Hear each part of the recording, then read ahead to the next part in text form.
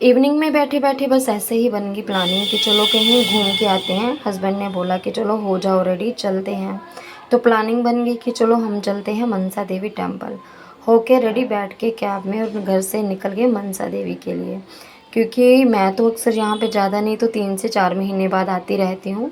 But वो last time छुट्टी आए थे तब भी नहीं आए थे। यहाँ पे हम पहुँच गए टेम्पल में और उसके बाद हमने बाहर चप्पलें वगैरह अपनी जो है वो करवाई हमने सबमिट और ऊपर निकल गए मंदिर की ओर। ये जो रास्ता है ऊपर सीढ़ियों तक जाता है जो मनसा माता जी का मंदिर है। तो यहाँ पे माता जी के जो दर्शन है वो आप कर सकते हैं। अंदर का जो व्यू है मंदिर का वो कुछ ऐसा है। बाकी जो कैमरा है वो यहीं तक अलाउड है, उसके आगे जो कैमरा है वो अलाउड नहीं है। फिर हमने किए दर्शन और आगे बाहर वहाँ पे कोई दे रहा था कंच के, तो नूर को भी उन्होंने दी खाने के लिए। पूरी थी, चने थे और साथ में हलवा था, पैसे थे और बनाना का था प्रसाद। फिर ऊपर चले गए हम भोले शंकर जी के मंदिर में, वहाँ पे किए हमने भोले शंकर जी के दर्शन। फिर आगे हम नीचे है हनुमान जी का मंदिर। फिर यहाँ पे हनुमान जी के किए दर्शन और पंडित जी से लगवाया टीका और आगे को निकल गए, क्योंकि आगे जो है इसके वो है पटियाला माता मंदिर। पहले आता है मनसा माता का मंदिर। यहाँ पे जो माता सती थी उनका मन गिरा था, तो उसी पे ही इसका नाम जो है वो मनसा देवी रख दिया है। कहा जाता है कि अगर पूरे मन से कोई यहाँ से कुछ भी मांगे तो बिल्कुल वो पूरा होता है।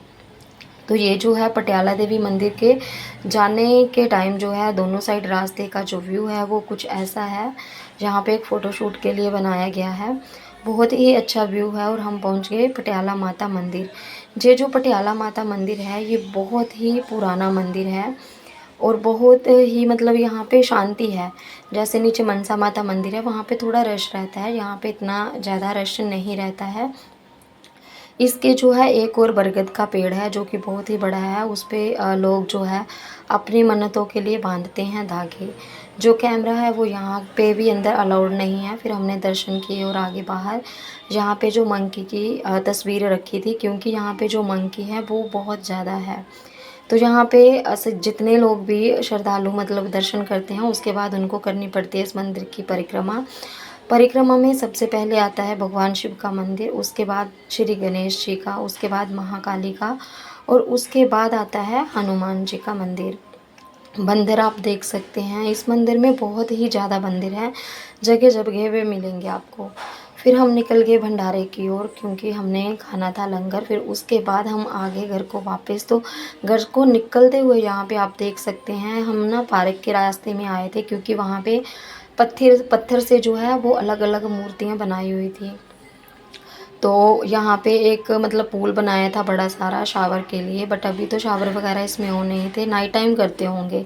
यहाँ पे एक बंदर की मूर्त दिखी, नूर चली गई पास उसके, वो आई बंदर को करके किस। उसके बाद जो है पहले तो वो चली गई, फिर बाद में वो डरने लग गई। फिर उसके बाद हम आगे नीचे जहाँ पे वो मुझे बोल रही थी कि आप इसको जो है वो शूट करो साथ के साथ। फिर उधर एक माँ और बेटी की तस्वीर बनाई थी, फिर वो चली गई उसके पास, वहाँ पे भी वो उनको आई हाथ लगा के। फिर उसके बाद जो है हम चल पड़े आगे की ओर, क्योंकि अब जो है आरती का भी टाइम है वो हो चुका था। मंदिर में जो शाम की आरती है वो होने लग गई थी। दर्शन उस टाइम बंद हो गए थे, जितने भी श्रद्धालु लाइनों में लगे थे वो वहीं पे रुक गए थे। फिर हम उतरे नीचे पौड़ियों की ओर। तो यहाँ पे आप देख सकते हैं जो आरती है वो हो रही है अंदर, तो ये भी हमने स्क्रीन से ही कैप्चर किया था। फिर आगे थे हम बाहर एक शॉप पे, तो जहाँ पे नूर और नूर के पापा लगे झूला झूलने। कैब हमने बुक कर दी थी, कैब को भी आने में टाइम था, इसलिए हम कर रहे थे वहाँ पे कैब का वेट। उतने में आ गई हमारी कैब। फिर हम बैठे कैब में और आगे घर की ओर। जब तक हम घर पहुँचे